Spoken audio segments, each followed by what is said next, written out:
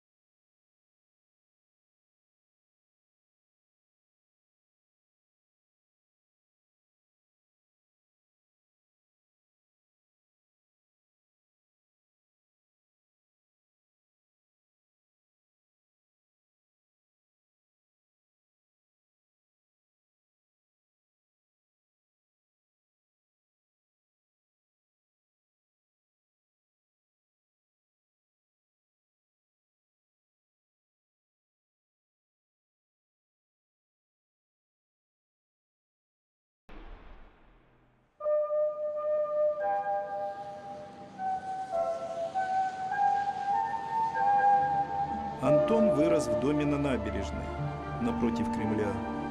Его дед был редактором партийной газеты «Правда» и писал речи для первых лиц государства. Шел 1990 год. Страна, как обычно, праздновала победу Октябрьской социалистической революции. Империя выглядела мощно, и тем неожиданней был ответ 7-летнего мальчика на вопрос, что же происходит в стране. Я думаю, что одни люди думают, что так лучше, а другие думают, что так. И идет борьба.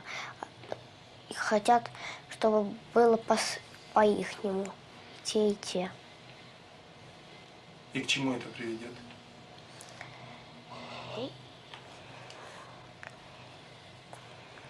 Не знаю, к какому-нибудь перевороту, наверное.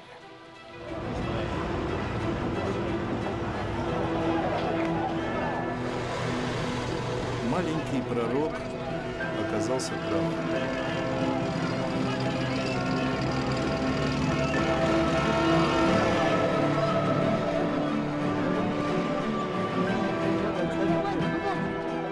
Спустя год сначала рухнул режим, Давайте будем держаться твердо.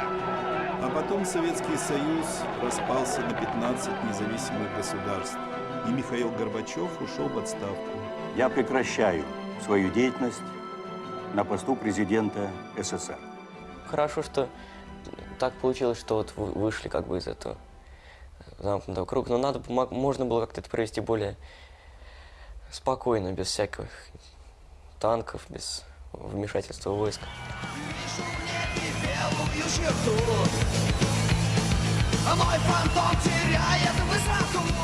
Рок-концерт на Красной площади. 7 лет назад это трудно было представить. Антон прощался с империей. Ну, по-моему, у нас в стране только идеи были, потому что если бы у нас был социализм, то это было бы хорошо, потому что там всеобщее равенство, все хорошо. У нас же были одни проблемы. Диктаторы, эти Сталин, там эти живые трупы, как Брежнев, там же. Ничего было непонятно, народ запуганный был и, в общем, не разбирался. Потом железный занавес тоже, отсутствие информации, особенно о западных людях. Интересно, а как в 28 он назовет прошлое и настоящее? Думаю, что основное слово – это перемены, потому что менялась страна, меняется все. У нас появился интернет, который люди ставят в шкале ценностей выше двигателя внутреннего сгорания. Все эти перемены произошли у нас на глазах. Люди, которые их совершили, они живут рядом с нами и что-то меняют в данный момент. Седан от 1 300 000 с чем-то, да? Да, 1 370 000 стоит седан, а универсал чуть подороже, да? На 1 470 000, по-моему. Приходится как-то очень быстро подстраиваться подо все. Те, кто могут это делать, они наверху.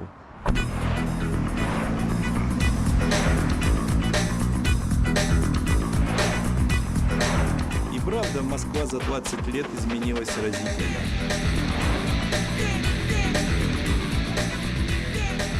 В 7 лет мы спросили Антона, кем ты хочешь стать? Я еще не решила. Я думаю, когда закончу школу, я подумаю, кем лучше быть. Наш журнал, он как бы о жизни мужчины от и до. Такой ура-патриотический за себя, за свою жизнь. Если следовать советам журнала, то ты, наверное, будешь дольше жить. У тебя будет лучше отношение с женщиной. Естественно, он не так сильно обогащает тебя интеллектуально. Кем ты хочешь быть в будущем? Ну, может быть, журналистом, потому что как тоже династия такая журналистов. Мама журналист, дед журналист, дядя журналист, двоюродный брат учится на журналисте. Ну, не знаю. Мне просто они больше знаю, чем в других профессиях, а так никакого особого желания нет.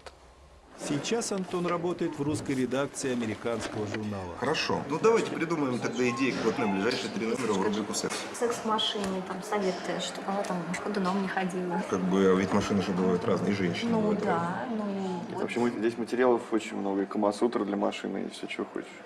Он когда сексом в машине занимался, я не знаю. Но что сделать, чтобы машина в этот момент не поехала? Да. Мы, являясь мужчинами в России, пишем журнал для мужчин в России. Поэтому всегда просто взять себя как представителя этой категории и проверить что-то на себе. Советы давать по конкретной машине, популярной. Потому что там имеет значение, как у нее что раскладывается. И, конечно, это должна быть маленькая машина. Да, потому что ну, большой все ясно. Как ты Америку представляешь? Америку большой красивой страной. А там люди живут лучше, чем у нас? Я думаю, что пока да. А почему пока?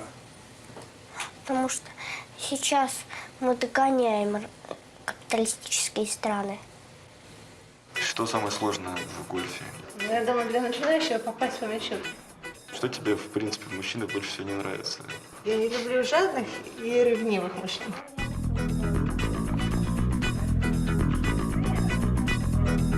Антон уже зам главного редактора. Его разделы «Объект желания». И железо, машины, новая техника. У меня нет какого-то пунктика по поводу того, что написать книгу, оставить след в истории. Некоторые люди думают, вот какой я фигней сейчас занимаюсь. Я же такой великий. Я бы мог столько поведать миру. Мне хотелось бы быть важным человеком для моих детей, потому что как бы я понимаю, с кем я имею дело. Или для своих друзей. Зачем для этого писать книгу?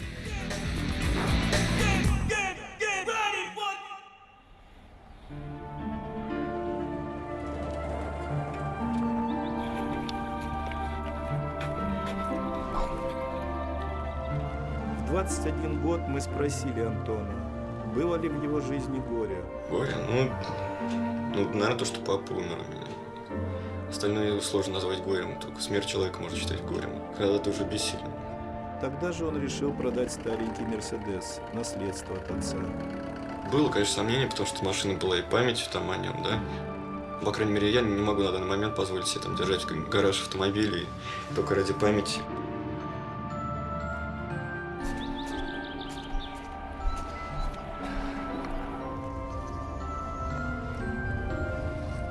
Скажи, а папа кем работает? Папа милиционером.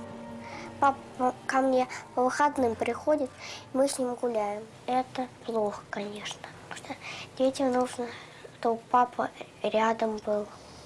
Памятник никак не сделаю. Вообще стыдно, что за столько времени так не сделали, мы, наверное, этим летом сделаем. Время потерь.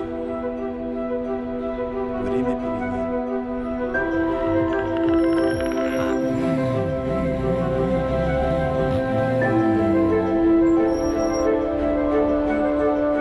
В 21 год Антон неожиданно покинул свой дом.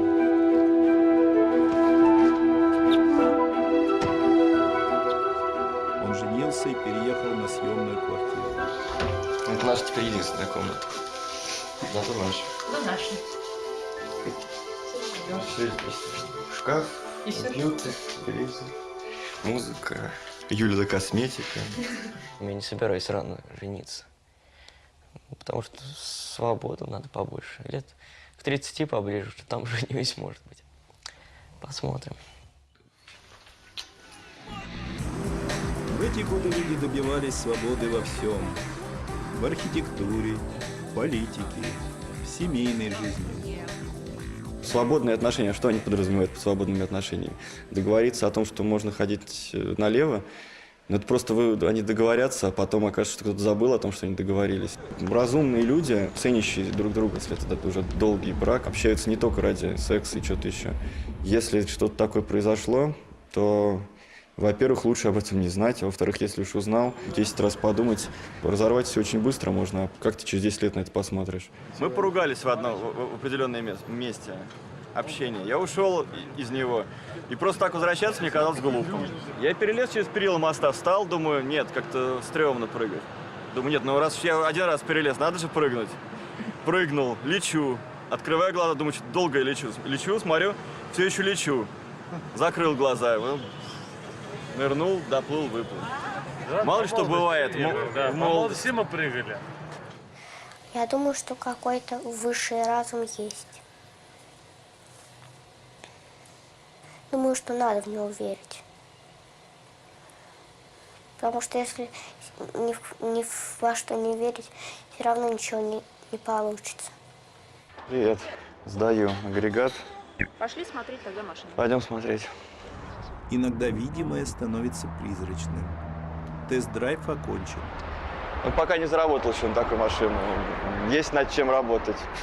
Он всегда четко видел цель. И вот, после смерти деда, он неожиданно для нас продал квартиру. Помнишь, мы жили раньше там? Вот, в сером доме.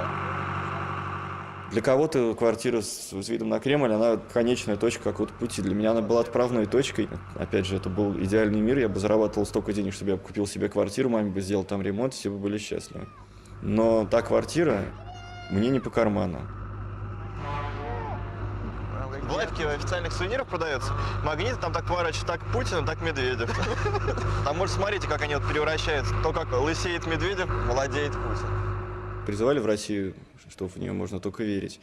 Мне кажется, как-то запас этой веры истекает. Возникает четкое понимание, что те врут. А если люди врут, значит, они не хотят ничего менять.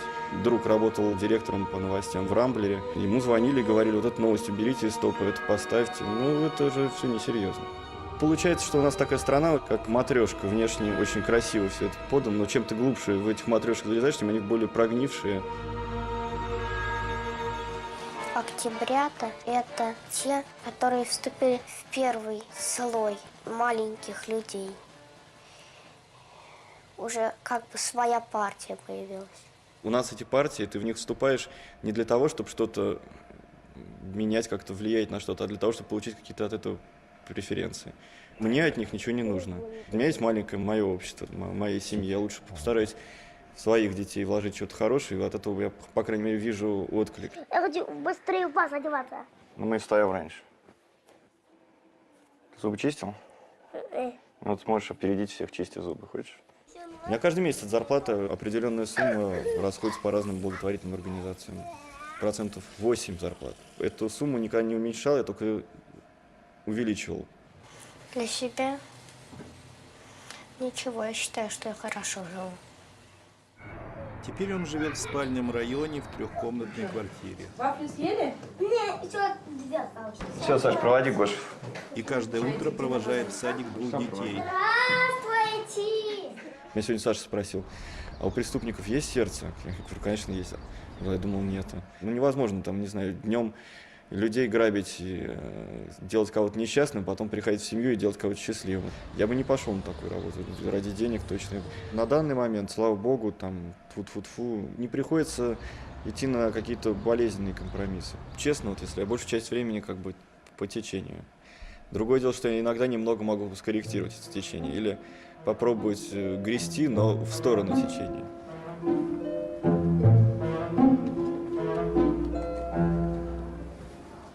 Минут рекомендуемая продолжительность полового акта. 2 минуты, сними трусы. Там, Смешно. Сегодня про секс. Завтра про еду, послезавтра, не знаю, как там, типа, 30 минут до выхода из... Ты чувствуешь течение времени? Мы когда пишем про разные процессы, что происходит у мужчины в жизни, то тогда в той или иной степени переносишь это на себя. То есть с 30 лет начинает падать уровень тестостерона. Между 25 и 27 годами у 90% уже хронический простатит. Конечно, думаешь об этом и чувствуешь.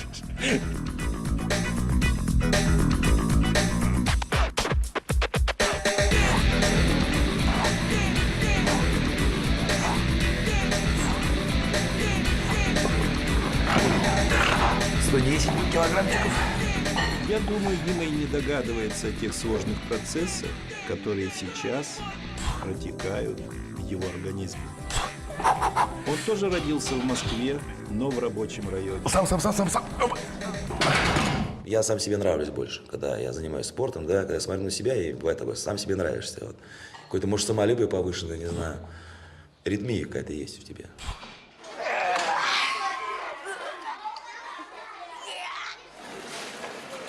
В 7 лет мы с ним посетили советский чудо-магазин. Успей, приват, где масло? Не важно, ничего. Сегодня выходной.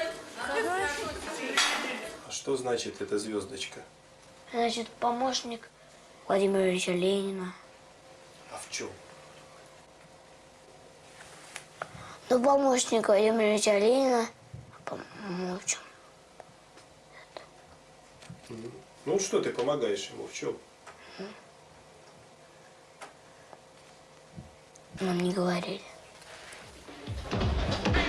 В 14 помощник Владимира Ильича Ленина стал рэпером. Мы все вместе ездим в клубы, в разные мероприятия, там рэперские фестивали, разные стритболы. Вообще рэп пошел с 50-х годов в кварталах Нью-Йорка, Лос-Анджелеса. Там танцевали наши черные братья, там в запустевших кварталах. Мне кажется, что музыка рэп – это не для богатых. В России опять был кризис. И люди выживали как могли. Петушок, курочка, яйцо снесла уже, смотрите. Большое яичко. Зима, холод и мрак, ты идешь, не замечая быстрый шаг. Пальцы замерзли, болит голова, а нервы на пределе, так всегда. Надо забить косяк, чтобы было так, как всегда, да. 21 он отслужил в армии. Когда я шел в армию, я попросился, можно сказать. Куда? ВДВ. Что это такое? Это наколка за ВДВ, воздушно-десантные войска. Бутылка об голову я бил, ничего больше. Дима работал в охране, но неожиданно все бросил и сказал нам, что уезжает.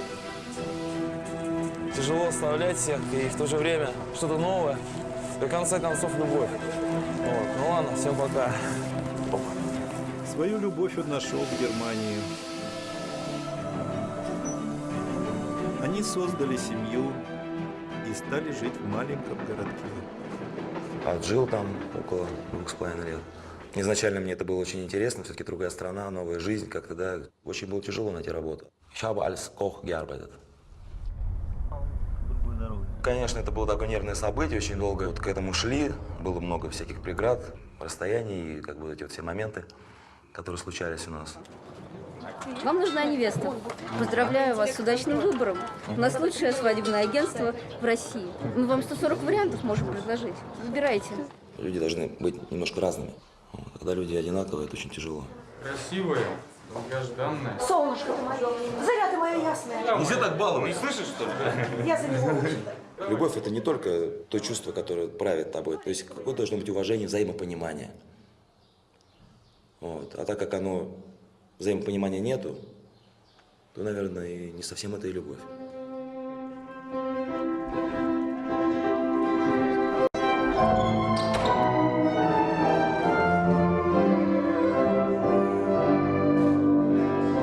Уже этот день войдет в вашу жизнь как светлый и незабываемый праздник.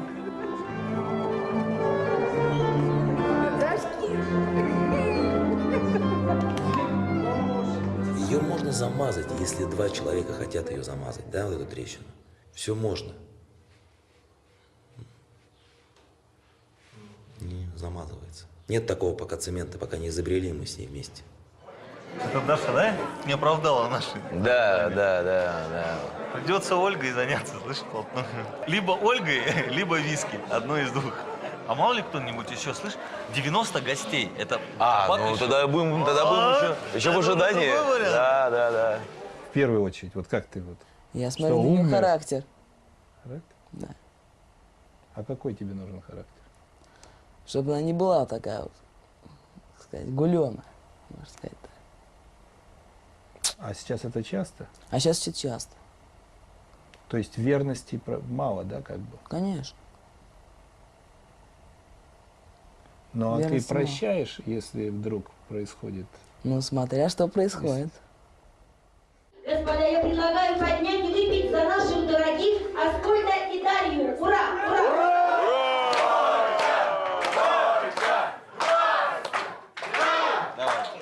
За 2, за 6, за 8.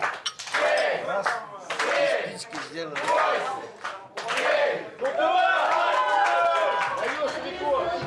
А ты веришь в любовь? Верю и думаю, что все будет хорошо. Придет.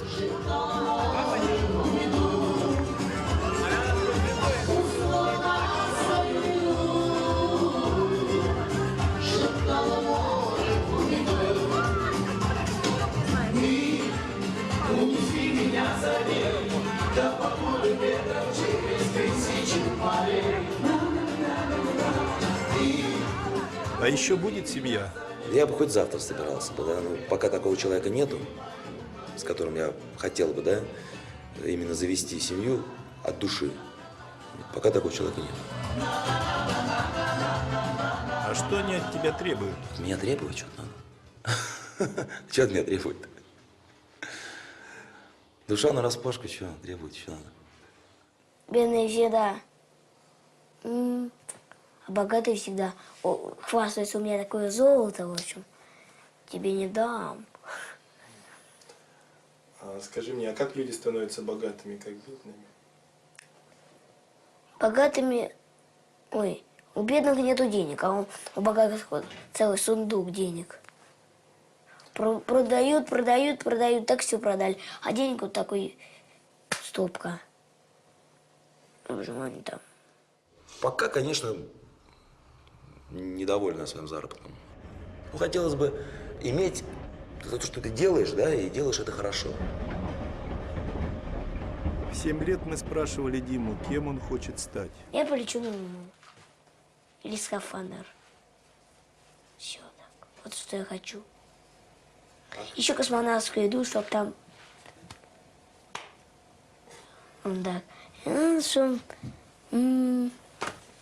Ты много еды захватишь с собой? Ну так, чтобы на весь космос хватило. Смотри, сколько буду летать.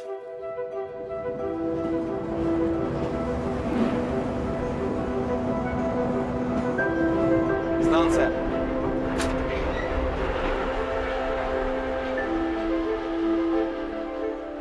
Да, хотел быть космонавтом. Это уже не сбудется. Зеленый. Я вот 18 лет исполнилось, вот после 18 я даже не понял, вот куда как это все пролетело, это просто моментом. Пока работаю в метро, это первая моя такая профессия, где действительно у меня появился коллектив с ребятами, с которыми часто общаюсь. Вот что бы ты взял из Германии и перенес в Россию? Наверное, чтобы люди больше думали о друг друге, да? И, наверное, чтобы уважали закон. Там работают профсоюзы, там люди могут бастовать. А в Германии есть свобода слова, когда человек может про любого человека что-то сказать. Бог создал мир и хотел, чтобы он был не такой озлобленный. И мне кажется, все станет на свои места. Плохой пойдет своим путем, хороший пойдет своим путем. Россия еще потерпит достаточно долго, а потом будет жить. Просыпаться пора. Здравствуйте, как еще разрешите? Да, пожалуйста, проходите. Евгеньевич, разрешите? Так, Дим, ну ты избрал московский метрополитен. Знаешь, здесь есть и карьерный рост, здесь есть и продвижение по службе, очень много важных, в общем-то, спортивных мероприятий здесь происходит. Ну, а дисциплина и спорт – это неразделимые понятия. Помни, что ответственность у тебя огромная. Это перевозка пассажиров, значит, ответственность за них. Всего самого хорошего, удачи, успеха, здоровья, всего самого и долгих лет жизни на московском метрополитене. Спасибо. Теперь Дмитрий машинист, а заодно и футболист. Значит, мат на поле убираем полностью. Междоусобицы между игроками тоже не присутствует.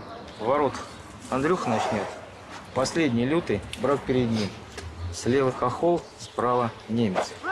Вот так после возвращения из Германии он навсегда стал немцем. Неохота мне вообще драться. Ни с кем. Только с фашистами прям. А что скины хотят вообще? Они не хотят, чтобы были негры и евреи. Вообще. Но и вообще они больше всего не хотят, чтобы они были именно в России. Скажи, а ты как относишься? И я отношусь к этому плохо, потому что в каждой расе есть хорошие и плохие люди. Я смотрел фильм про Гитлера, он, ну, как сказать, там много интересных идей. Вот, то есть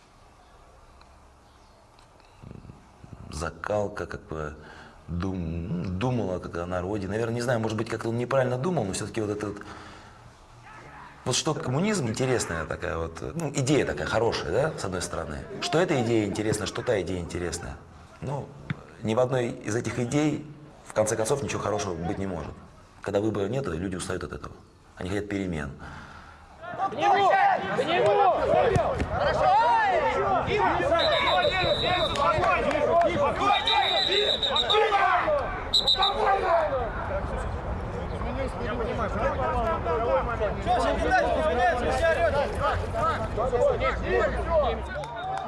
Все-таки он очень русский, хотя и немец. Таких тяжелых моментов не было у меня в жизни, да. Вот единственное, это расставание с сыном, как бы вот. Первое время, конечно, очень сильно переживал. Вот. Зовут его Михаэль. Очень его люблю. Это очень, как бы, освещает мою жизнь. Сын мой никогда десантником не будет, но хотя бы вот такое запечатлеть. А ты хотел бы, чтобы сын стал десантником? Я думаю, он будет футболистом. Хватит десантником в нашем роду. А где он будет жить? Ну, это выбор его, наверное, будет. И, конечно, хотелось бы, чтобы он не забывал, что это тоже его язык. В нем тоже есть часть этой страны. Сейчас границы ограничены только финансовыми возможностями людей. Поэтому если все будет хорошо, если дети будет комфортнее жить в другой стране, это их право.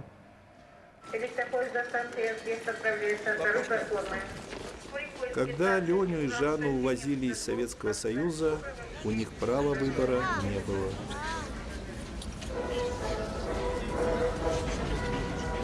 Родители переезжали в Израиль. Перед отъездом мы спросили детей, какое у них самое большое желание. Самое большое Что ты хочешь в жизни? остаться здесь. Почему? Потому что бабушка остается одна. Спустя 7 лет мы снимали их в бронированном автобусе по дороге в школу. Мы всем говорили, что мы в Америку уезжаем. Почему ты говоришь, что в Америку нет? Потому что в России большой антисемитизм, то есть происходит и всегда был. Казалось, наконец-то люди обрели покой и счастье. Но вдруг неожиданно Леня сказал: Война, я думаю, будет через 5, через 4 года. Ты не боишься войны? Я немножко боюсь.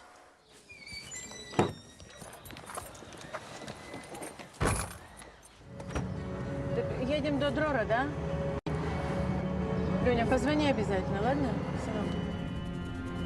Он служил на так называемых оккупированных территориях, где арабские и еврейские поселения стоят друг напротив друга.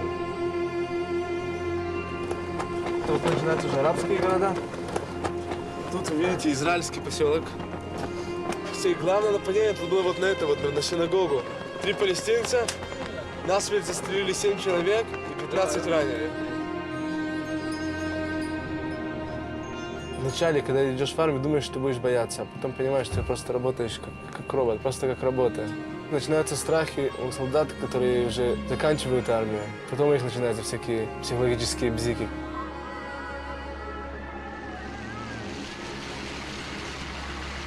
Жанна в 21 тоже служила в армии. На сегодняшний день мне кажется, что это был лучший период моей жизни. То есть вообще вот все 2 года армии я там цвела. в армии такой прикол, что когда выходишь из нее после этих 2-3 лет, очень тяжело себя найти, то есть это очень страшно.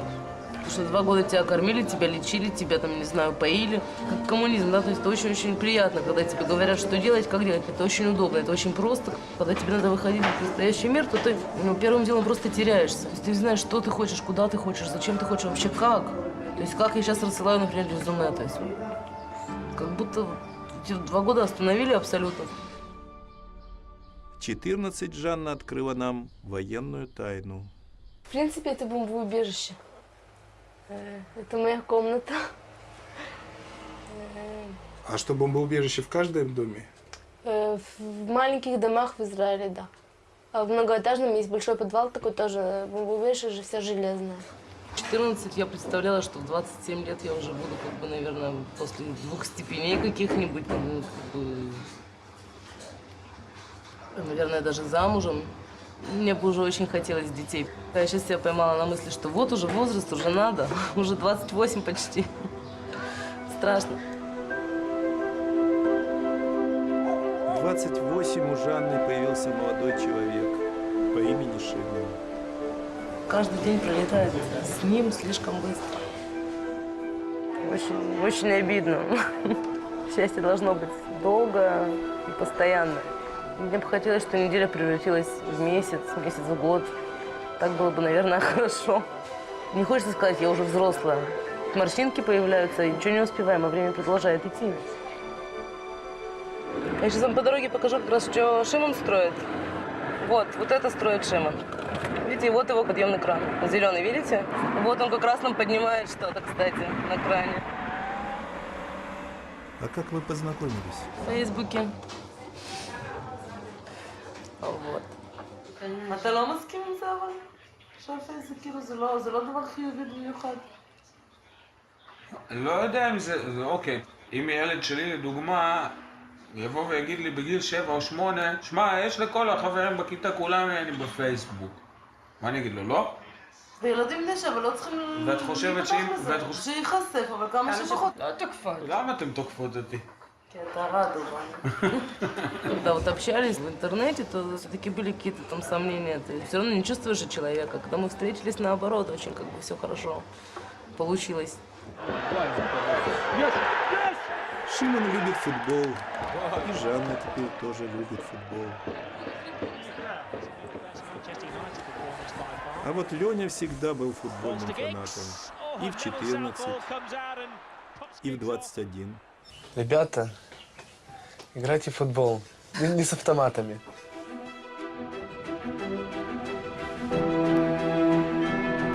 В армии он мечтал. Я построил себе где-нибудь домик, где-то в озере, около Новой Зеландии где-нибудь. Спокойной жизни. И все, больше этого ничего не надо. Почему так далеко в Новую Зеландию? Там на свобода и silence, как говорится.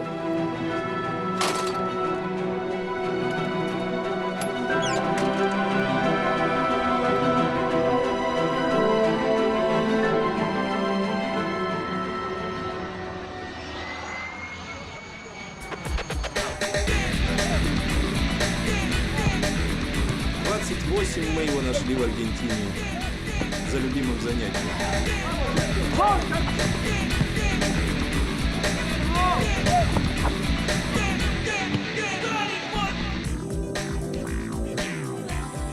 Все, что ты думаешь во время армии, что я хочу закончить и ехать гулять. И я поехал гулять.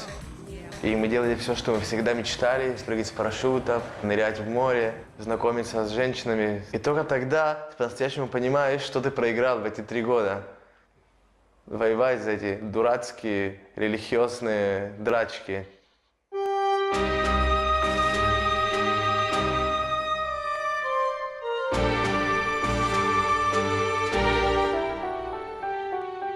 Трудно понять этих людей, у которых нет ничего, кроме красивого моря. Они пьют ананасный сок, и они счастливее, чем все миллионеры, которые живут в Европе. Почему?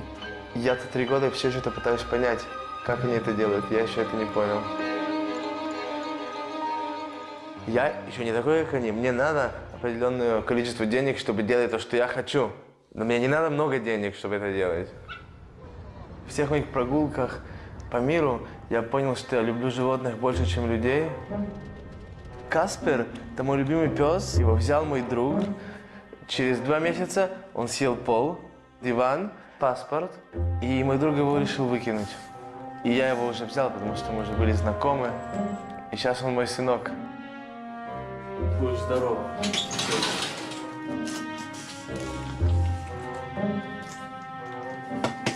Я сейчас начинаю мой бизнес. Я раздал почти 3000 рекламы моего бизнеса, которые мне сделала моя подружка, дизайнер. Нравится? Красиво вышло? Точно. Точно. Из этого я хочу знать, сколько будет у меня покупок. Люди так любят собак, и мы тоже любим собак. Это наш пашен, работать с собаками. Когда мне звонят, мы большая фирма, а на самом деле это я.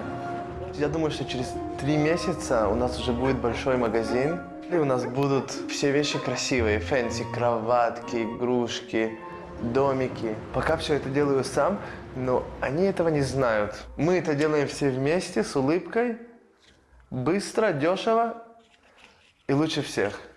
А мое самое большое желание хотя бы 1 раз искупаться на море. Через 3 дня искупаюсь. Первые 2 года каждый день ходил, сейчас почти не хожу. Бассейн лучше. Надоело море. Чем бассейн-то лучше? Волн нету. Мы испорчены жестоким американским капитализмом, что нам надули на голову, что нам надо иметь и покупать, чтобы быть важным. Но если у меня будет сейчас плазма 52 инч, Криштиану Роналду не будет играть лучший футбол, будет забивать те же голы. И не может быть честный мир, когда столько бедных людей живут вокруг. Маленькую помощь, которую я могу дать этому миру, это усыновить мальчика из бедных районов. То, что я думаю, что я могу сделать. В 7 лет на прощание родители сводили их в мавзолей. Мы спросили тогда, кто такой Ленин?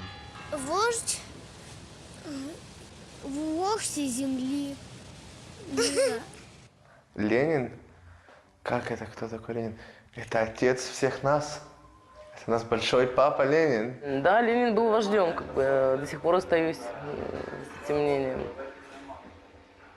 Сделали он хорошо, смотря как на это посмотреть. У нас дома подслушивали телефоны, и родители нашли всякие штучки электроникой. Уже в 89 году нашли эти штучки, чтобы послушивать телефоны. И тогда решили улететь.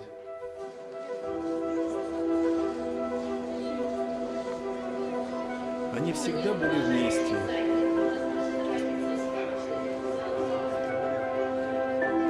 Теперь Жанна и Леня видятся раз в несколько лет.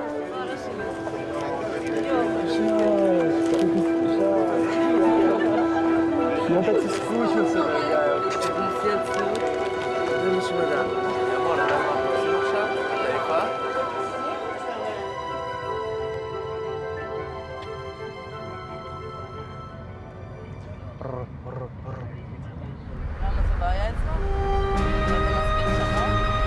Aynen Vija, favela, да?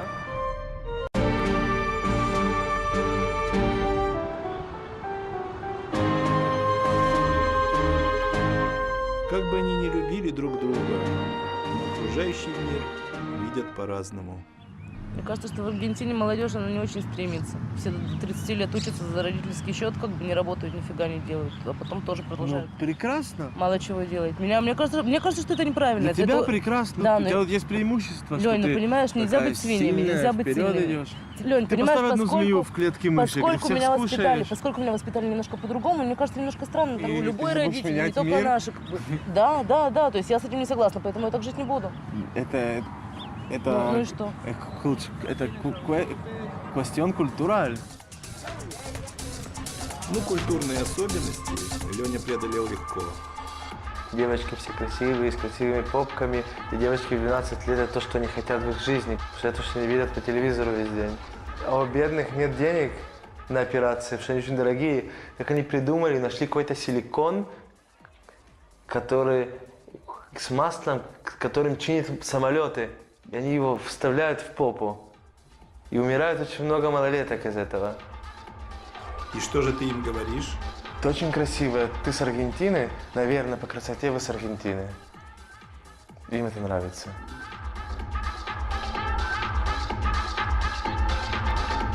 Я их всех помню, всех люблю.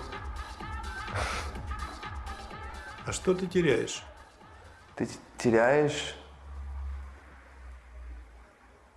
уважение к женщинам.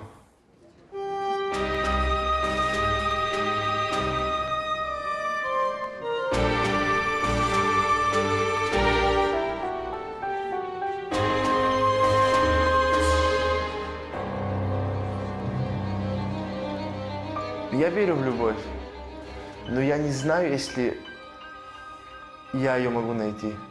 Не из-за нее, а из-за меня. У меня вот после армии стало такое, что я просто немножко перестал чувствовать. Я не знаю, почему это произошло. Тебя стреляли? Меня стреляли несколько раз, насколько близко от меня прилетели пули, я никогда не мог узнать, но я их слышал.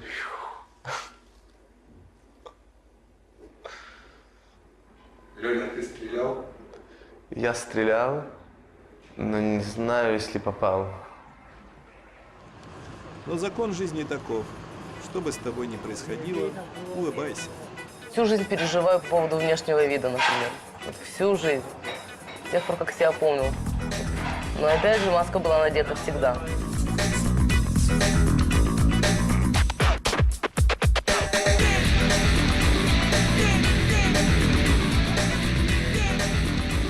Я думаю, что маски нельзя снимать.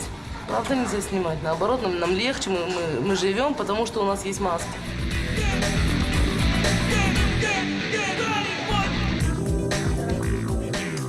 А может, Жанна и права. Во всяком случае, в армии она не была одинока. Ну, это потому, что я классная и офигительная. Отсекаешь? Ну, естественно. Ну, что с ними еще делать? Те, которые не понимают, им надо как бы хорошо внушить, и лучше с молотком, чтобы они поняли.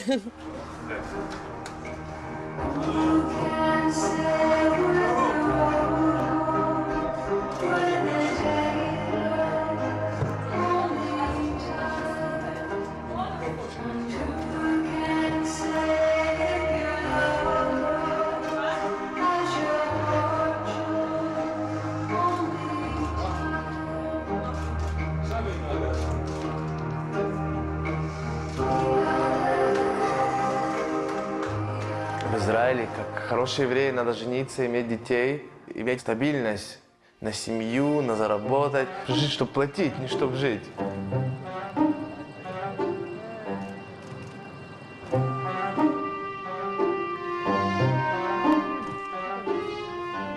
Семья важна, чтобы не остаться одиноким в этом мире. Все-таки у меня есть собака и кошка, но я не рассказываю мои проблемы по ночам перед сном. לזום, לכלכל, לפרנס, הכל, לחבק, הכל. להוקיר, לכבד. Женщина у меня будет в Бразилии, а мальчика я бы усыновил. И так оставить жену красивую, без живота. Начиная с 7 мы их спрашивали, есть ли Бог. Нет, я думаю, Почему ты так думаешь? потому что его на свете никто не видел. А ты как думаешь? Я думаю, что тоже нет. Если есть Бог, он такой злой, даже если верю, так я не буду ему молиться. Но я не верю. Ну, все Я понятно. тоже абсолютно не верю в Бога. Я думаю, что если верить, то верить в людей, в окружающих на самом деле. У меня до сих пор свободное отношение к вере. Шимон не то что религиозный, но он верит. Да, он соблюдает субботу. Я соблюдаю субботу с ним, потому что я уважаю его мнение.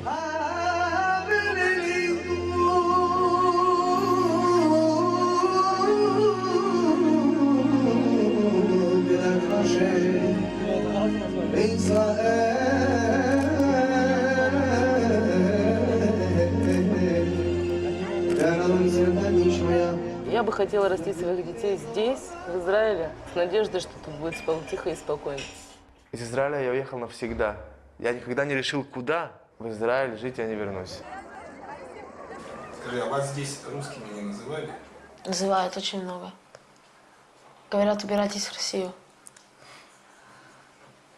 Почему? Не знаю. $700 мне стоило опять родиться в Свердловске, на Урале. Мне надо было сделать свидетельство о рождении. И я пошел в посольство России. Меня посмотрели и сказали: вы гражданин России? Сказал: нет. Ну что вы от нас хотите? В конце мне его сделали. Кто-то там мне его сделал в посольстве. За 800 можно было и в Украине родиться. Это мы, рожденные в СССР. I belong to the past.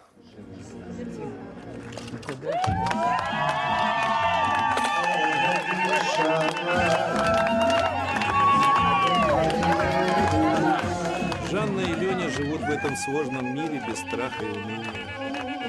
В далеком 1990 году мы их спрашивали, что их пугает.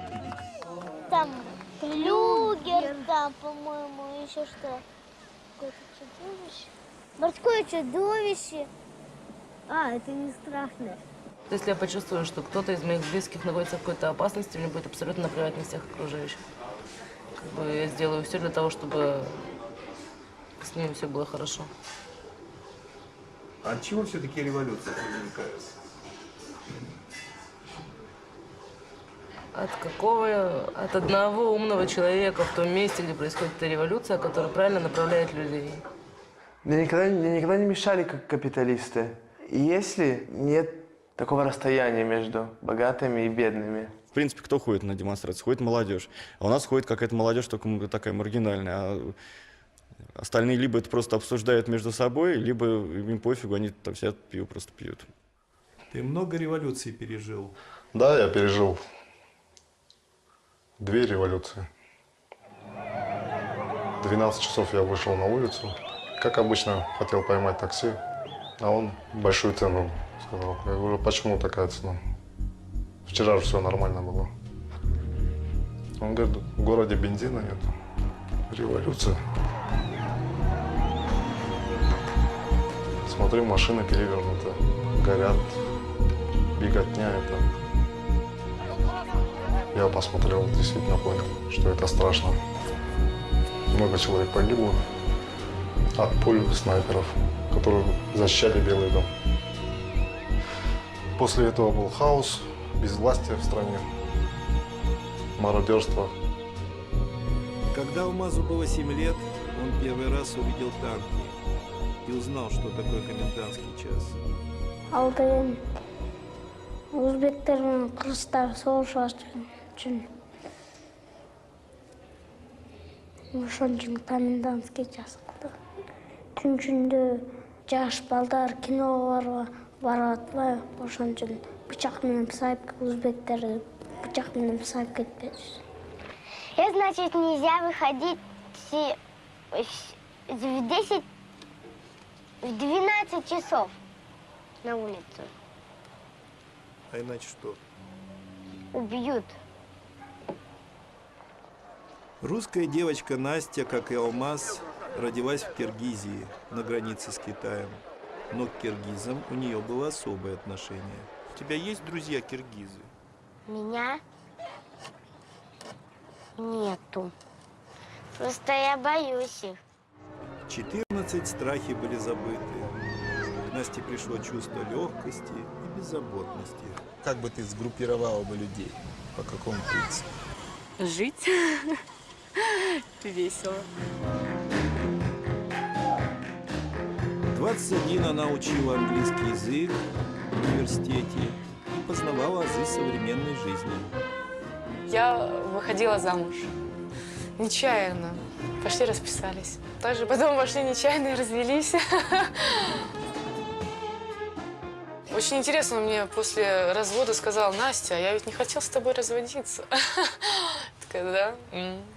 Ты красивая? Да. А как ты используешь это? Я пока что-то в корыстных целях не использовала. И в 14, и в 21 Настя знала, кем она хочет быть. Счастливой матерью, заботливой женой и очень хорошим сотрудником. В 28 Настя опять замужем.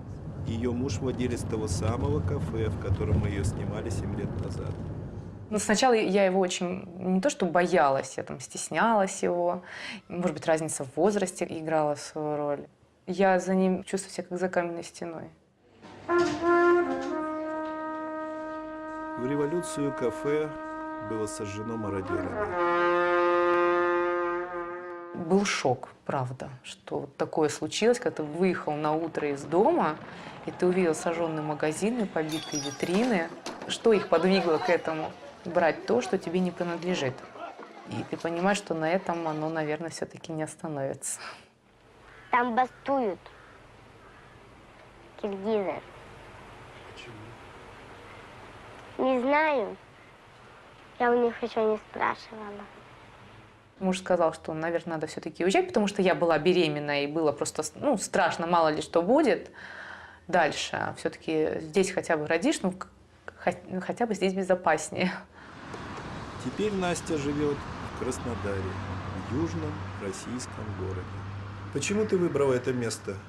Стоит сказать, что, наверное, я его не выбирала, я на него согласилась. Наверное, потому что здесь чем-то похоже на Киргизию. Все-таки где-то есть недалеко горы, где-то есть все-таки вода. Тева, ты ко мне пришла? Да. Да. Жизнь до детей и жизнь после, конечно, две большие разницы. Я не работаю, я сижу дома, и поэтому только с ними. Только они сейчас не на первом плане. Вот эта квартира, это твоя квартира? Нет, это съемная квартира. В 21 Настя уже ничего не связывала с ушедшей эпохой. Хотя... Настя, а это что такое? А, это был бюст Ленина. Сейчас остался только бюст. И мы спросили ее, что для тебя Родина? Я воспринимаю Родину такая, какая она есть. Не важно, что здесь там могут быть экономические кризисы, здесь очень некрасиво, грязно и тому подобное. Но это моя страна, я ее люблю. У меня, это, наверное, гражданский долг. Вот после Киргизии, после революции, он как-то настолько атрофировался, что ли. Потому что я понимаю, что государство, настолько все. Человек живет там, как бы и должен жить там, где он чувствует стабильность и уверенность какую-то хотя бы в завтрашнем дне. Стабильность в Киргизии поддерживают две военные базы. Ну, вообще база первая, я имею в виду, у нас сейчас их две. Одна американская, другая российская. Американская появилась здесь после того, как они избавили Афганистан от гнета. Ну, здесь также занимая территорию, смотрим, что здесь можно сделать для блага Америки. 7 лет она мечтала. Но все люди были мирные. Чтобы все росло красиво. Восстания не было комендантского часа. Куры были красивые, белые. Атака вот 11 сентября. Что ты об этом подумала, когда ты смотрел? Так ему надо. Да, конечно, если посмотрят американцы, они скажут, какая злая девочка. А почему так и надо? Ну, потому что они могут же вмешиваться в жизнь других людей. Я бы так не сказала бы сейчас. Если я вот обидела кого-то этими словами, я хотела бы извиниться.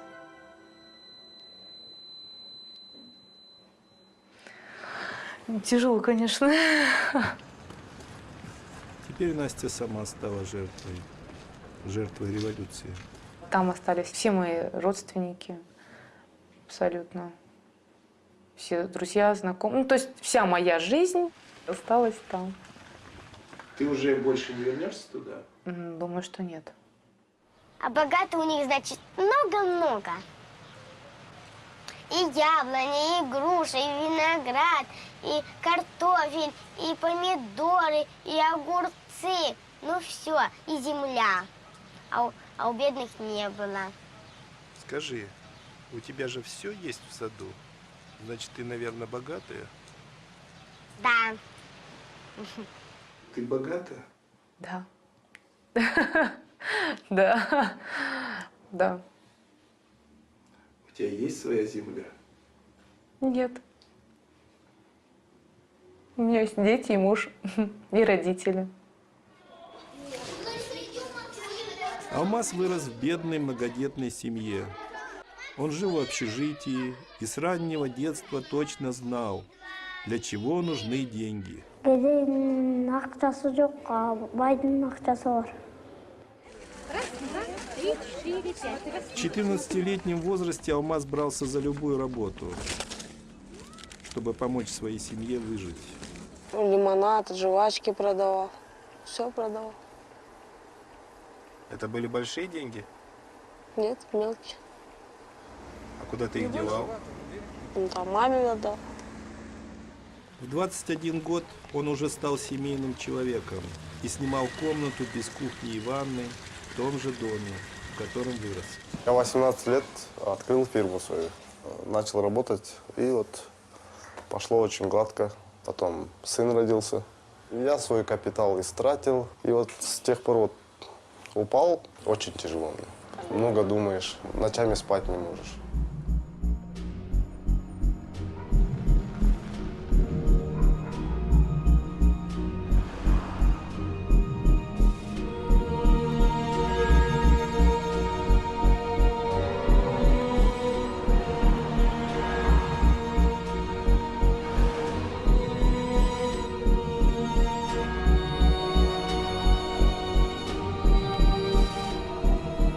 Я живу в России. Как ты выбрал место? Я не выбирал, мне пришлось. В свои 28 лет Алмаз вместе со своей женой работает на крупнейшем вещевом рынке Новосибирска. Говорят, на рынке легкие деньги. Народ так считает. Пусть этот народ постоит на этом рынке, думаю, они узнают, какой тяжелый труд все-таки. 14 часов зимой стоять на рынке и реализовывать то, что ты привез. Хорошее или это нехорошее. Как это быть гастарбайтером? Гастарбайтером? Я не люблю это слово, оно какое-то фашистское, думаю. Не нравится оно мне.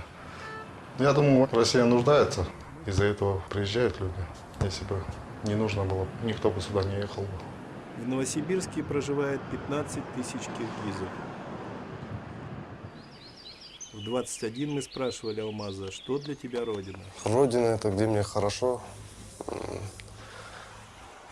где похожи на меня люди, где на меня, как на экзотику, не смотрят. Я буду всегда жить здесь, хочу, чтобы и дети мои выросли здесь. Не думаю, что где-то мне станет лучше.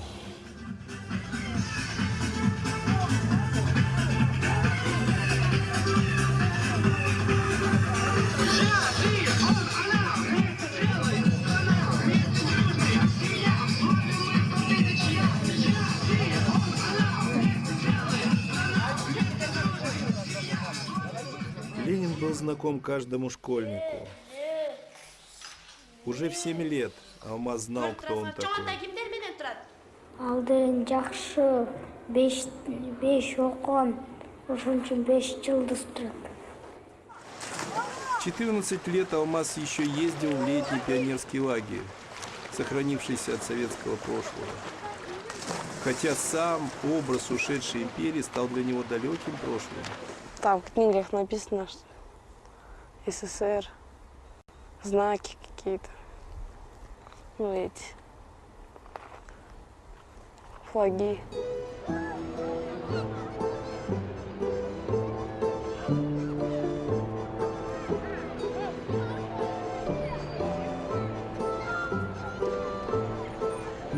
Как бы ты назвал свое поколение? Ну, наверное, мы сироты. Конечно, страны разделились, потерялись, наверное, в какой-то смысле. И в эти 20 лет вся моя такая активная жизнь прошла. Думаю, что лучше бы, наверное, так было бы, как при Союзе. Все работало, фабрики, заводы, люди жили одинаково. Если сравнивать, то я бы, наверное, выбрал бы все-таки государство, то, в котором я жил до 7 лет.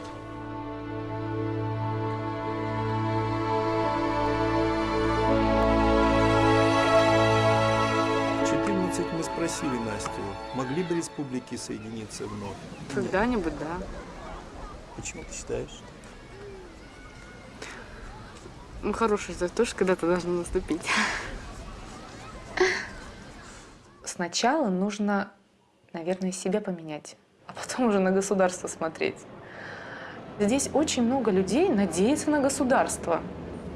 Для меня это было несколько каким-то шоком. То есть они ходят, они жалуются, они там пишут. Они, значит, как-то себя не могут реализовать. И они винят в этом, наверное, государство. Это моя точка зрения. Знаете, мне это даже чем-то Советский Союз напомнил. Ну, раньше эти коммунисты мне все навязывали. Вот эту свою партию, КПСС, члены там. Надо быть комсомольцами, пионерами, всякие организации, в них вступать, да. Всякая работа, всякие субботники. Сейчас, конечно, этого нету. Легче стало. Все, контрольный! Контрольный! И действительно стало легче.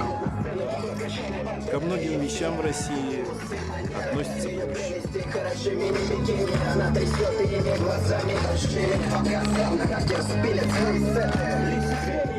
Как ты относишься к сексуальной свободе? Не то, что противник. В общем, нет и все. Не понимаю я это. Меня отец в демократии воспитал, он это всегда делает. Что хочешь, то и делай. Женись на африканке. То есть никаких барьеров. Уже в 14 Алмаз пользовался популярностью среди девочек разных национальностей. Ты можешь показать росписи? Могу. Покажи. Первый отряд, второй отряд. У них там много, там перечисляют. У него все происходило раньше других. В 19 родился сын. Ребенка надо планировать. Это уже не Советский Союз, где государство смотрело, помогало. Сейчас демократия. Каким бы ты хотел видеть сына? Он свою жизнь прожил честно. Все люди уважали его, знали как честного человека. Просто я хочу, чтобы сын стал офицером. Хотел бы, чтобы он школу ФСБ закончил. В 28 у него уже 2 сына. Скажи мне, а ты веришь в такие вещи, как любовь? Конечно, верю.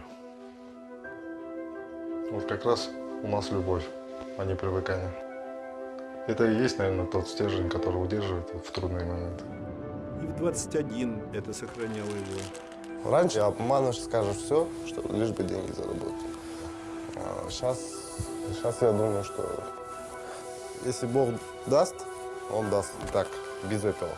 Не хочет, да, хоть что делай, все равно этого не добьешься. А ты завидуешь кому-нибудь? Да, но я с этим борюсь. Внутри меня революция бывает. Как-то не течь по одной реке, как она идет. У меня есть совесть.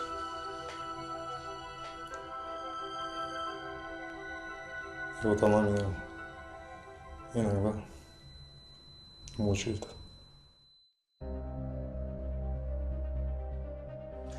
Мне кажется, я мог бы сделать больше и лучше. Что-то как-то вроде не везет, что ли, пока. Не на максимуме я нахожусь, а на минимуме каком-то, не знаю, вот. То ли времени не хватает, то ли ленюсь где-то. Каждое новое поколение становится эгоистичной и хочет больше денег, и больше диверсион, и больше вещей для себя, и больше забывает о остальных. В какой-то степени размен квартиры был больше... Я шел против маминого желания. Было опасение, что я делаю ее несчастной. То есть она прям в какой-то момент очень сильно... Я уж не знал, что с этим делать, но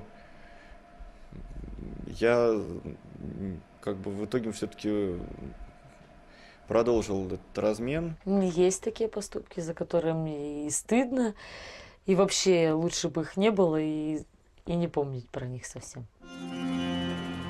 Мы познакомились с Ритой далеко в Сибири, на берегу Байкала. В маленьком поселке 20 лет назад развлечения у детей были простыми. И мы спросили у веселой девочки о ее мечте. Нет, у меня самая большая мечта – это съездить на Иби. На юг она так и не съездила. Но в 21 у нее сбылась совсем другая мечта.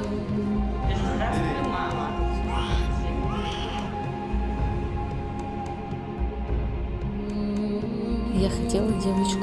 Неужели это мое такое маленькое существо? У меня теперь ребенок маленький. Я за него теперь в ответе. Пока она маленькая. Из роддома ее встречали только отец, мать и брат. Мы закрыли специально, чтобы не заморозилась. Я осталась вообще одна с Сонькой, как говорится. Если бы не мои родители, никто мне, короче говоря, там не помогал. Он, когда пришел с армии, его уже не интересовало, значит, там ни Софья, ничего. Ничего себе туман какой, да, Софья? Пришла новая жена, как говорится, отца моей дочери, Софьи. У нее только родился сын, маленький совсем. И она пришла со слезами на глазах, попросила денег в долг, чтобы вот. Я пожалела и дала. После этого она ходит и делает вид, как будто это я ей должна. Уже в 14 она неоднозначно отзывалась о земляках. Есть хорошие люди, но есть и плохие. А в чем проявляется их? То, что они плохие? В их разговорах между собой. Пусть скажут спасибо, что мы не воруем, не грабим. Я уже привыкла к этому. Моя мама не может к этому привыкнуть, потому что она прислушивается как-то к этим сплетням. Вдруг что-то правда. 7 лет назад обычный рыбацкий поселок превратился в туристическую Мекку, где все было предназначено для развлечений. Ленин, медведи, гостиницы и классические развлечения, водка, ну и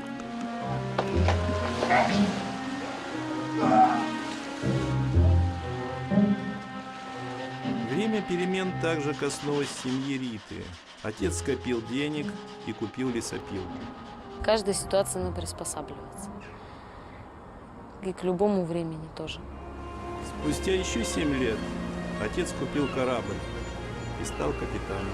Я вон отцу придумала даже, чтобы он там приглашаю вас там туда-сюда, прокатиться на теплоходе «Форос», в вашему распоряжении чай, кофе. А к нему подошли вот эти вот же соседские катеристы. Говорят, ты что это, Вася, обнаглел, что ли, совсем? Давай-ка завязывай с этим делом. Махом его приструнили. Все хотят ничего не делать и деньги получать. Ну как его можно вот назвать, такое общество? Приспособленческое какое-то. Никто здесь не живет большой одной семьей. Все люди стали друг другу завидовать. Все друг другу не друзья, а так, знакомые какие-то. Я прохожу, они там голову отворачивают. Меня никто не знает. Так же, как и я. А если бы у тебя было много-много денег, что бы ты сделала? Я бы раздала бедным. Ну, я же была октябренком, еще шла специально, кофту так вот открывала, чтобы звездочку все видели, что у меня звездочка есть. Так назвали нас не зря, в честь победы октября. Старших всех мы уважаем, младших мы не обижаем, юных ленинцев отряд. Ленин любил октября. Октябрята они честные, умелые, смелые.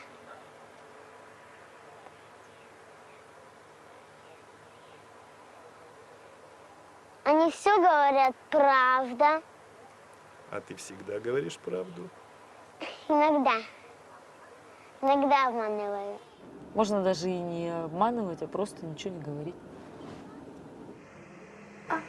Молчи. Как ты оказалась здесь? Я заболела и оказалась. Но я не хочу об этом рассказывать. Я не из-за того, что я там жизнь самоубийством хотела покончить, а я просто хотела напугать всех. Но получилось чересчур, конечно, раз я в больницу угодила. Не бойся, я же с тобой. Ты боишься, что ли? Да. Что, обратно пойдем? Пойдем, ладно. Ты когда-нибудь чувствовала приближение смерти? Я? На себе? Ну да, несколько раз. по крайней мере, мне было страшно, что это вот может произойти. 7 лет мы спросили Риту, что такое смерть. Ну, смерть – это когда человек уходит из жизни навсегда и больше не возвращается. И все. Никогда не возвращается. 31 мая позапрошлого года был молодой человек, его убили. В общем, несколько раз камнем по голове, я находилась на 4-м месяце беременности. То есть, ну, уже все там было, как говорится, мы уже пожениться должны были, и все на свете. И там мне досталось, как говорится, а он не выжил, он умер, короче. И меня вот почти весь год, почему я ни на работу никуда не устроилась, у меня был выкидыш, короче. И я, в общем, у меня все вот так вот. И весь год меня на суд возили. Что-то вспомнил.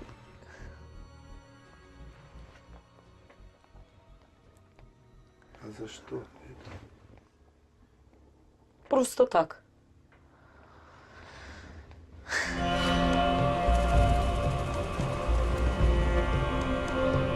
1 мая такая погода была солнечная. Мы вышли. Они переплыли, там озерцо такое небольшое. И все, и понеслась там. Да самому старшему 22 года, их 6 человек было. На похороны я не ездила, не смогла, короче говоря. И за все вот это вот то, что они сделали, одного посадили 7,5 лет ему дали, и все. Так что вот это вся, короче, безнаказанность.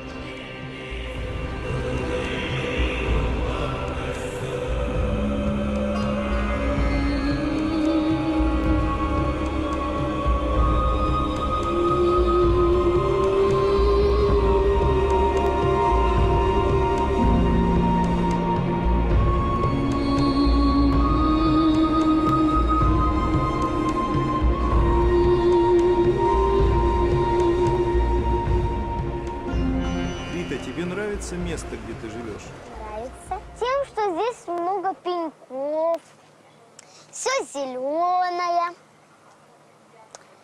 и что можно спуститься туда. Вообще здесь красиво.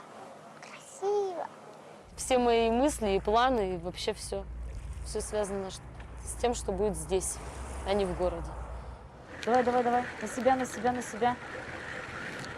Ты сейчас больше здесь или в городе? В городе. Сейчас я посвободнее. Дочь у меня живет с моими родителями. Устрою свою жизнь в Иркутске, устроюсь на нормальную работу, тогда уже буду думать, что дальше. Пойдем ловить. Тяжело, я очень скучаю.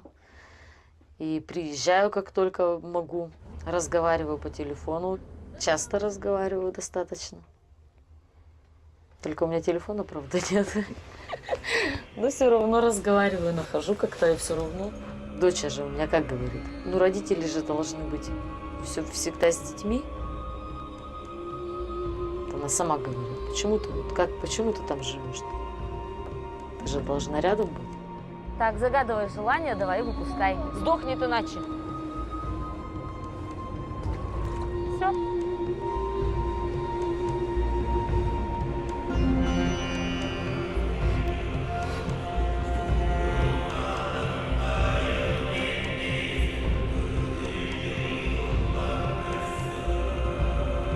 Муж жил в Байкал со своей дочерью с Ангарой. И Ангара полюбила Енисея и решила от своего отца убежать. Когда он спал, она начала убегать потихоньку. Но он проснулся, кинул большой камень и перегородил ей дорогу. Но все равно она потихоньку убегает.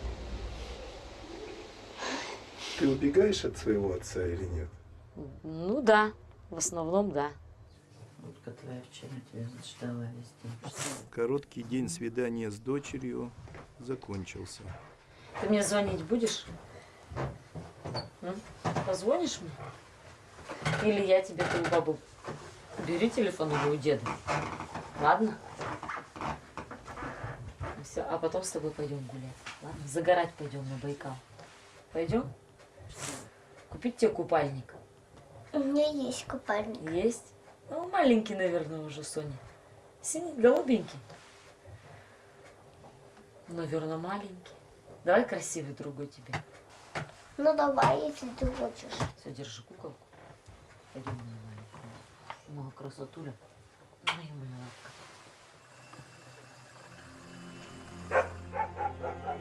Я приеду прямо скоро-скоро.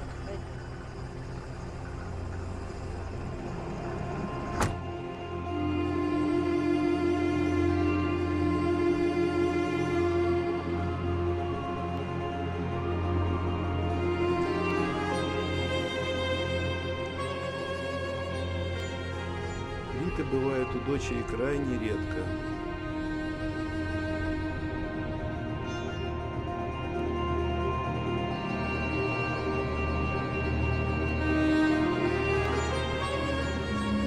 Бог водяной есть, есть в облаках сидит, это в воздухе. А в воде обыкновенный король сидит на троне. Нет, я думаю, что он там, по-моему, да это вода обыкновенная. На окраине Иркутска у нее временное жилище, где она живет с другом. Ругается не хочет. Сейчас он зайдет в дом. Не хочет, чтобы его снимали.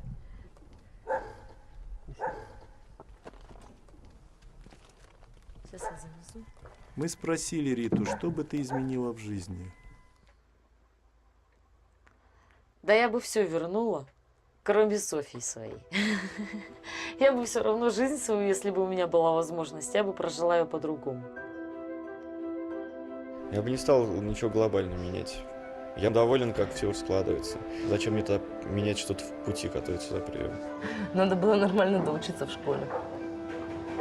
Вот тогда родители очень давили, я как бы ушла в 10 классе, потом сделала экстерник, но все равно не хватает. Вообще ни о чем жалеть не надо. Надо жить тем, чем ты сейчас живешь. А то, что было, это было. У киргизов есть такое поверье, что у каждого ребенка что-то свое в жизни судьбой для него уже приготовлено. Я, конечно, всегда бы хотел быть спортсменом. И я не говорю о шахмате. Для меня шахмат – это не спорт. Поэтому мои дети, то, что они будут любить делать, туда их буду толкать. Пытаться делать то, что они любят, а не то, что я думаю, что это правильно.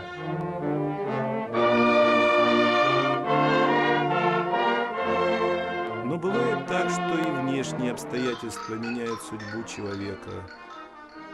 Когда мы познакомились с Андреем, он учился играть на флейте.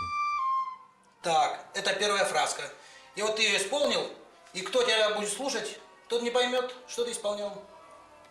Почему? А вот попробуй пропеть «Ма-ё». Ну-ка, попробуй. Что у тебя получается? Маленькой ёлочки. Вот так вот. Бег на месте, бег на месте. Раз, два, три, молодец. 7 лет жизнь Андрея полностью зависела от чужих людей. Вот в своей жизни есть людей, которых ты любишь? Да. Свою семью. У тебя есть семья? А? У тебя есть семья? Да. Кто у тебя есть? Бабушка. Брат. Папа с мамой умерли.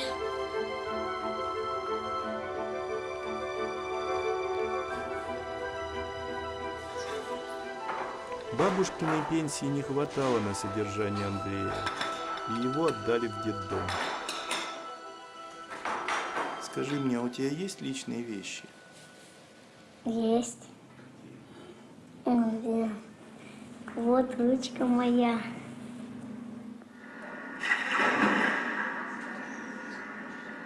В 14 жизнь Андрея круто изменилась. Он покинул детский дом в Иркутске, и мы нашли его в Америке. Как ты оказался здесь? С чего началось? С предыдущего фильма началось, когда фильм прошел по всему миру. Люди, которые видели, захотели. Наверное, усыновители, как, я не знаю. своей новой семье Андрей особенно привязался к отцу, который привил ему интерес к компьютерным технологиям. Но неожиданно приемная мать отказалась от него. Иногда говорю, чтобы я уехал обратно в Россию, но мне-то как-то... Я могу уехать обратно в Россию, я знаю, как жить в России. Один раз мне маме голос снился. Что-то я лежал, и такой крик: «Андрей!» Голос. Я проснулся. Все, что надо было сделать, я сделал. Ничего не помогает. Все эти маленькие правила, которые надо было соблюдать. Я как бы все время виноват, можно сказать. К счастью, нам удалось помочь Андрею. Его усыновила другая семья в Америке, и он поселился в штате Флорида. It's not actually my trumpet, but I'm sure if I will practice it well and I will play back like I did in Russia, we'll probably buy this trumpet. But right now I'm just renting it so I can play a little bit in band.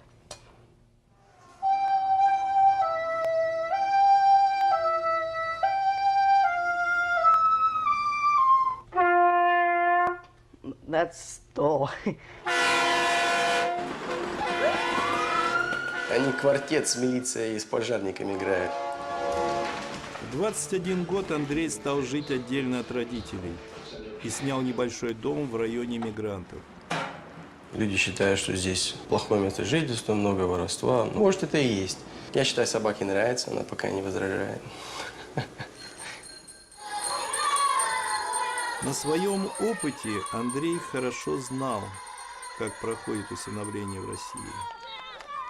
То, что большие суммы денег меняют руки при усыновлении детей, это явно. Ну, имен не буду называть, но знаю людей, которые здорово обогатели на именно усыновлениях, и сумасшедшие деньги тоже. А вот если бы тебе дали много-много-много денег? Я бы не взял.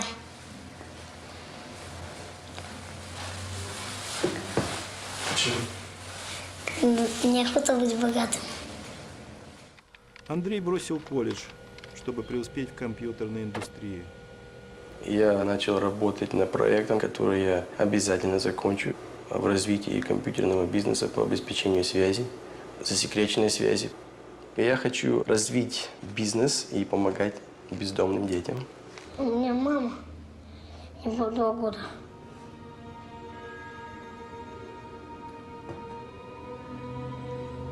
Потом она умерла. Это вот мама молодая, я у папы на руках и бабушка с братом. Ну, отца помню прекрасно. Помню, мы с ним на грузовике катались, он на коленках водил. Он был инженером. И, кстати, благодарю его за все мои гены. Это вот я с братом. Где он, брат? Что с братом? Брат помер. Как и все остальные.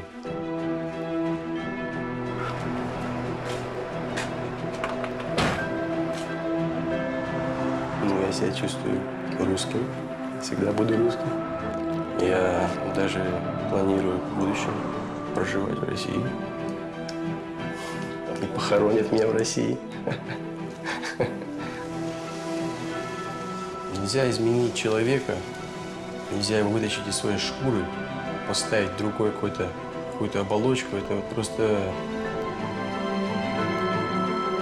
The people in here thought that I was like in a bird cage and now I'm free. So they pretend to show that this bird came out of, you know, and get free. I just like to keep it in there because it looks more like some kind of Moscow cathedral and remind me of my country. I don't think I feel more free now. I mean, I have different kind of life here than I had in Russia. В последнее время у меня нет времени на жизнь из-за этого проекта, поэтому я хочу чем скорее, тем лучше довести его до окончания и возвратиться к жизни. Я занимался серфингом в океане, играли в разные игры.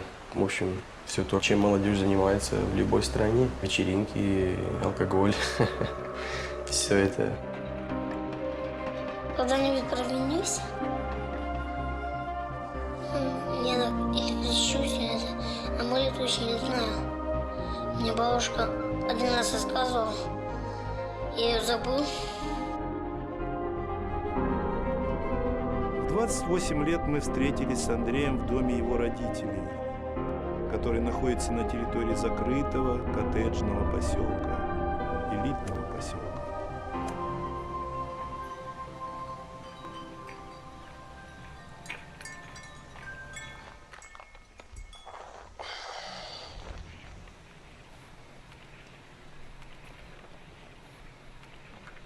Я хотел бы сказать, что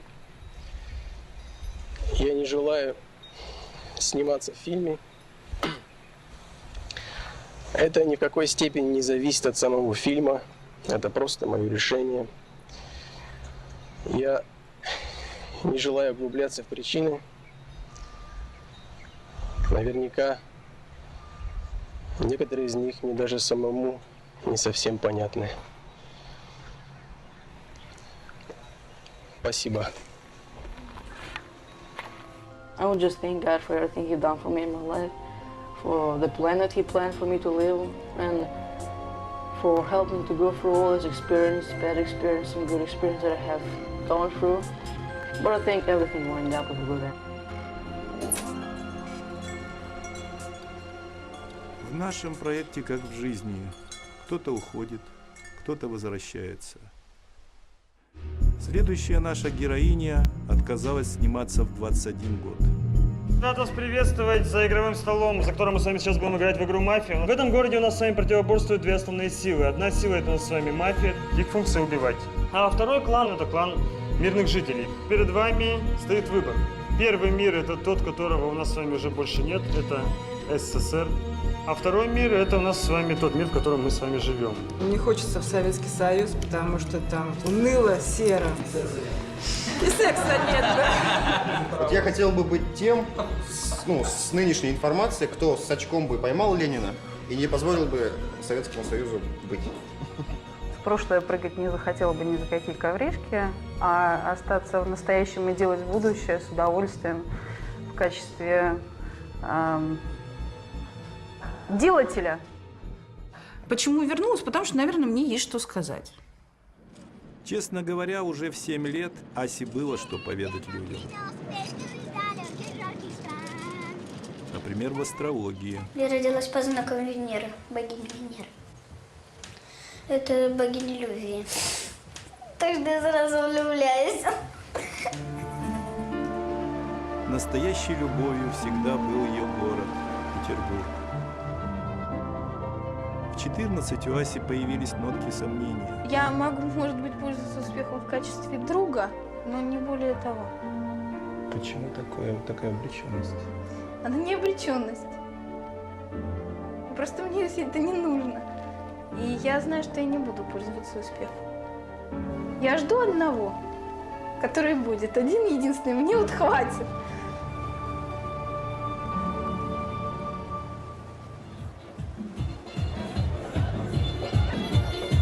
К 28 у нее уже был опыт. Тебе делали предложение? Конечно, делали. Это было очень приятно. Каждый раз это было очень приятно. Спасибо всем, кто делал. И даже я могу сказать так, что я принимала все предложения, которые мне делали. Ты говорила «да». Было удачное «да», было неудачное «да» в моей жизни. Я верю в удачное «да», когда-нибудь окончательно удачное. Мужчина – существо полигамное, по натуре. Поэтому что с него можно спросить? Начинаю еще больше уважать мужчин, которые умеют себя контролировать, держать в руках, сознательно быть верным одной женщине. В 7 лет мы ее спросили о самом главном мужчине, об отце. Ты его любишь? Хотя он не любит меня. Он сам не любит меня. Почему ты так решил? Ну а почему он тогда от нас ушел? Ну, понятное дело, что мужчина добытчик. Но помимо этой функции, которая превозносится, это отбирают у мужчины такую замечательную функцию, как умение быть сынами и умение быть отцами. То есть все подчинено только одному. Pay the bills. Все. Я рада сегодня рассказать вам про тему женские типы фигур. Какую бы фигуру ни дала нам природа, а главное нести это именно с таким чувством собственного достоинства и с удовольствием. Мужское население, оно, хотите, да, слабое, да, сижу, смотрю футбол. Ты же сильнее, ты же умнее, так и давай. Женщина должна оставаться слабой, иначе она перестанет быть женщиной в принципе. Почему 28, студия 28? Потому что 28 в нумерологии – это цифра, которая означает идеального человека, то есть человек, у которого уравновешены внутреннее и внешнее. Сейчас мы посмотрим, доросла ли я до 28. В общем, наверное, доросла.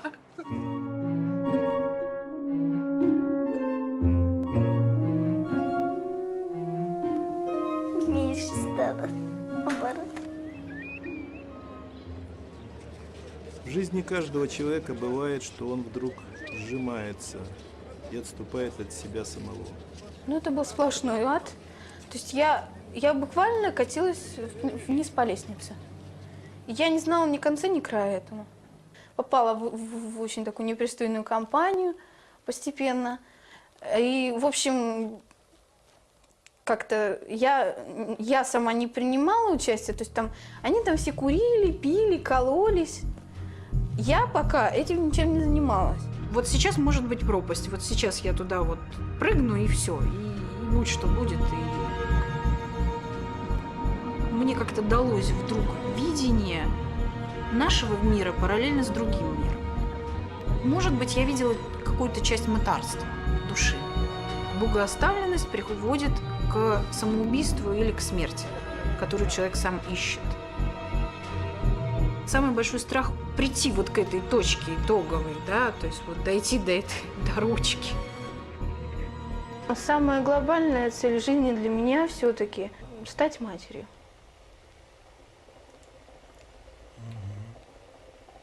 Потому что неважно даже, сложится там семья в будущем или не сложится семья. Дай бог, конечно, чтобы она сложилась. Хорошо, но главное – иметь последователей. Обретение – это моя дочь. У меня такое обретение. Дар очень большой, за который я очень благодарна Богу и еще ряду людей, некоторым людям, которые поучаствовали. Когда ей было 7 лет, как ее дочери сейчас, мы провожали Асю в школу, и она уже тогда планировала свое будущее. Наверное, я буду переводчиком английского языка или учителем английского языка. Дети, вам свезло, что у вас нету такого педагога, там замучила бы. Привет. Привет. Привет. Рожки мои со мной? Я училась в славном городе Пскове, в педагогическом институте на тот момент. Снимала жилье, работала на 2 работах. Как-то 2 года такого нон-стопа. Там совершенно была замечательная возможность заниматься именно моей специальностью, археологией. Копать, копать, копать. Находка моя – это детская тапочка, такая пинеточка. Датируемая ориентировочно 15 веком, то есть в 15 веке пинетки тоже были. Мы убираем землю. Чуть-чуть. Помахать кисточкой. Да, это называется помахать кисточкой. В Крыму это реально кисточкой машет. Мы идем по пути очень жесткого социального расслоения. Образование является лифтом, да, в этих социальных пластах. А как только мы перекрываем образование, выше ты уже не прыгнешь. Кстати сказать, в Советском Союзе все-таки это благо было. То есть лифт был всегда. Не люблю эту страну. Не люблю, что хоть убей ты меня. Тут все время кричат: перестройка, перестройка. А зачем перестройка? Господи. Политика называется. Есть бы дали хоть чего-нибудь. Икры хотя бы. Желание лучше есть и жить начинаются все революции, в том числе и Октябрьская. Мне кажется, что «Аврора» несет в большей степени нагрузку символическую. Любимый символ революции. Своего рода символ катализации этой истории. Как человек я против революции, потому что революция ломает жизни. У меня рационализаторское предложение. Давайте в России сначала что-нибудь построим, потом уже будем делать следующую революцию. Пока еще ничего не строится особенно. Бедному и ему язык обрезали. Мне роста не хватает, я вот так бы сделала бы.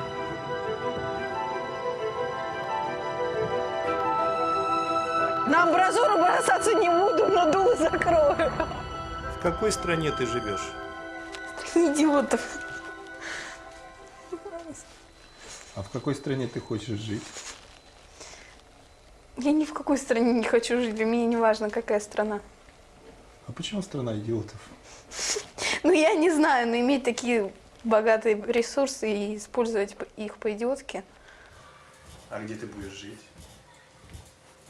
Я уеду в другую страну, я не могу здесь жить.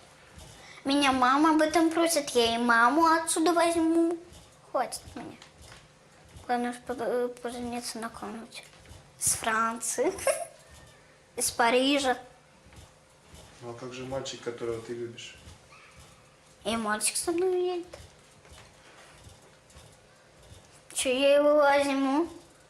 Мы две семьи уедем отсюда. Что такое-то? На сегодняшний момент нужно быть в определенной степени наглым, самоуверенным. Вот самоуверенным. И готовность расталкивать локтями.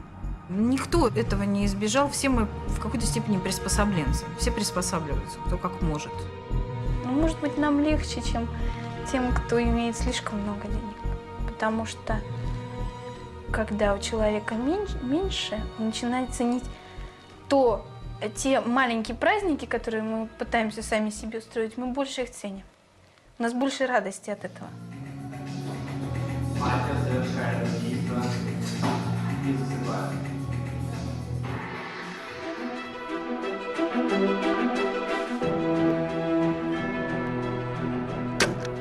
Скажи, ты живешь от ума или от сердца? От свободы.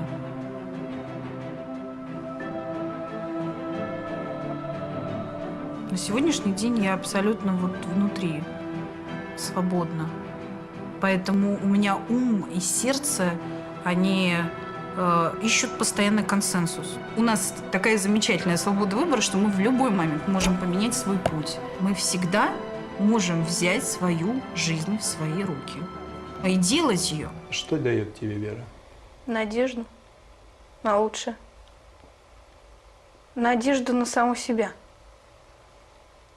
Что что-то может быть в моей жизни светлого.